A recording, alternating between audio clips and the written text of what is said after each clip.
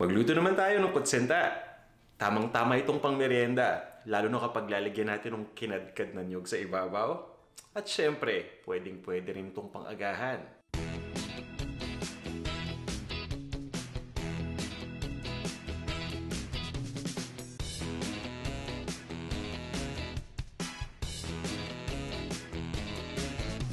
Tara na, umpisa na natin ang pagluluto. Ihanda muna natin yung pampakulay sa ating kutsinta. Maglalagay lang tayo ng buto ng atswete o ng atswete seed or anato seed sa isang bowl na may mainit na tubig. Ito ay 3/4 cup ng tubig na may microwave ko lang 1 minuto. Haluin lang nating mabuti at pagkatapos ay ibabad lang natin ito. Pabayaan natin na yung kulay galing sa buto ng atswete ay kumapit muna sa tubig. Itabi muna natin. Kukuha lang tayo ng isang malaking bowl. Ilagay na natin dito yung harina o yung all-purpose flour. Ididiretso na din natin ilagay yung cornstarch.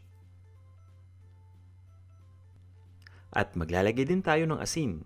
Mas maganda kung yung pinong asin ang gagamitin natin. Hinahanda lang natin lahat ng mga dry ingredients dito sa bowl. Hahaluin ko lang itong mabuti gamit ang wire whisk para mas madali.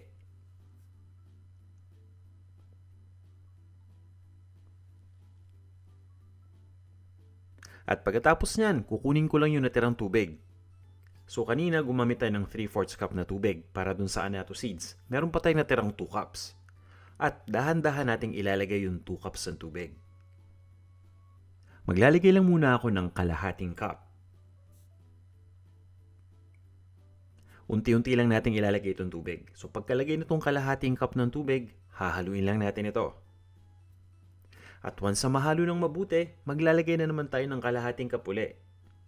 Kumbaga pakalahati-kalahating cup lang hanggang sa tuloy nang maubos itong tubig. Para naman hindi kayo mapagod kaagad, bukod dito sa paggamit ng wire whisk at sa manual na paghalo, pwede rin tayong gumamit ng hand mixer. Ito yung electric na hand mixer.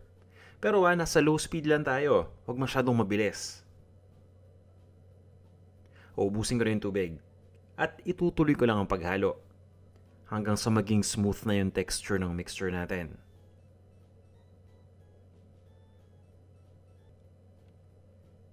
Pwede na nating ilagay yung asukal.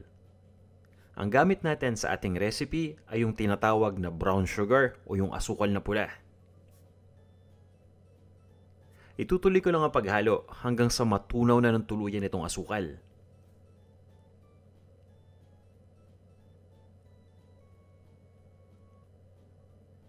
At para mas maging malasa at maging mabango itong ating kutsinta, naglalagay ako ng vanilla extract. 1/2 teaspoon lang ng vanilla extract, okay na yan. At huwag natin kalimutan yung pampakulay. Kukuha lang tayo ng pansala at ibuhos na natin yung ating anato water. Ito yung tubig na kinakpitan na ng kulay ng anato seed. O yan, di ba?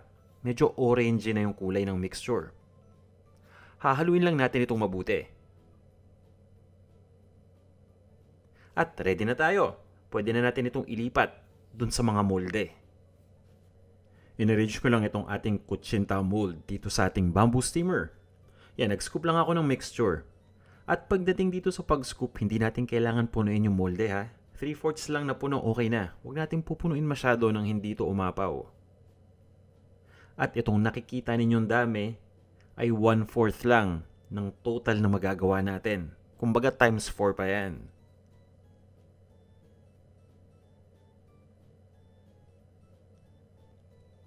At ayan, ready na to.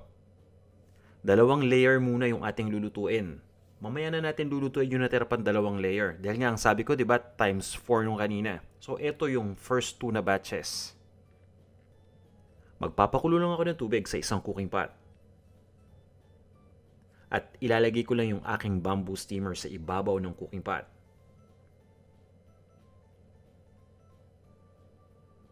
Sa pagluto ng kutsinta, mabilis lang to. So ito na yung unang layer at ito na yung pangalawang layer. Tatakpan lang natin itong ating bamboo steamer. At itutuloy lang natin ang pag-steam ng 30 minutes lang. O di ba? Ganyan lang kabilis yan. Makaraan ng 30 minutes, ready na to. Tatanggalin lang natin yung mga molde na nandito. Papabayaan lang natin itong mag-cool down ng mga 10 minutes lang. At pagkatapos ay tatanggalin na natin yung kutsinta sa molde. I-arrange lang natin yan sa serving plate.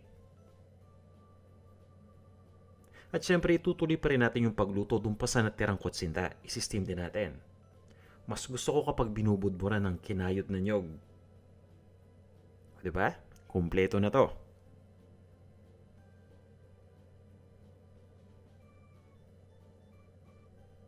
Ito na ang ating kutsinta.